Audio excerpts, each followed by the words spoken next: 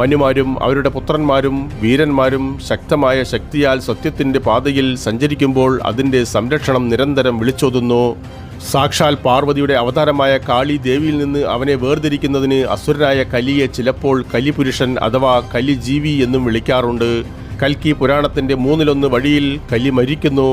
കലിയുടെയും കൽക്കിയുടെയും സൈന്യങ്ങൾ തമ്മിലുള്ള നിർണായക യുദ്ധത്തിൽ ധർമ്മത്തെയും സത്യയുഗത്തെയും നേരിടാൻ കലി ശ്രമിച്ചു. പക്ഷേ രഥം നശിച്ചതിനാൽ കഴുതപ്പുറത്ത് ഓടിപ്പോവുകയും മൂങ്ങ പ്രതിനിധാനം ചെയ്തിട്ടുള്ള പോർക്കൊടി രണഭൂമിയിൽ ചവിട്ടി മെതിക്കുകയും ചെയ്യപ്പെട്ടു. കലി തൻ്റെ തലസ്ഥാന നഗരമായ വിശാഷയിലെ കോട്ടയിലേക്ക് പിൻവാങ്ങി.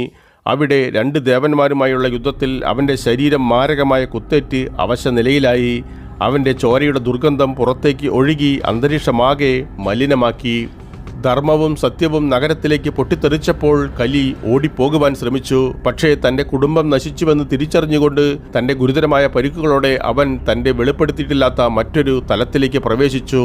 ഇതവൻ മരിച്ചുവെന്ന് വിശ്വസിക്കാൻ ചിലരെ പ്രേരിപ്പിച്ചേക്കാം. എന്നാൽ ഹിന്ദു പുരാണത്തിലെ തിന്മയുടെ ഉത്ഭവം എന്ന പുസ്തകത്തിലെ കൽക്കി പുരാണത്തിൻ്റെ ഒരു പതിപ്പ് പറയുന്നത് കലി മരിക്കുന്നില്ല.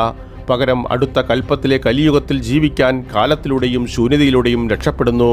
എന്നാൽ പോലും ദേവന്മാരും അസുരന്മാരും തമ്മിലുള്ള മിക്ക യുദ്ധങ്ങളിൽ നിന്നും വ്യത്യസ്തമായി ഈ പ്രത്യക്ഷ വിജയത്തിൻ്റെ മാറ്റു കുറയുന്നു. കാരണം മറ്റൊരു യുഗത്തിൽ, നമ്മുടെ യുഗത്തിലോ മറ്റൊരു കലിയുഗത്തിലോ വീണ്ടും പ്രത്യക്ഷപ്പെടാൻ കലി രക്ഷപ്പെടുന്നു. ഭൂമിയിൽ മനുഷ്യരൂപത്തിൽ സ്വയം പ്രത്യക്ഷപ്പെടുവാനുള്ള ശക്തി അവനുള്ളതിനാൽ മരിക്കുന്ന തൻ്റെ ശാരീരിക രൂപം ഉപേക്ഷിച്ച് അവൻ്റെ ആത്മാവിന് രക്ഷപ്പെടാൻ കഴിഞ്ഞു.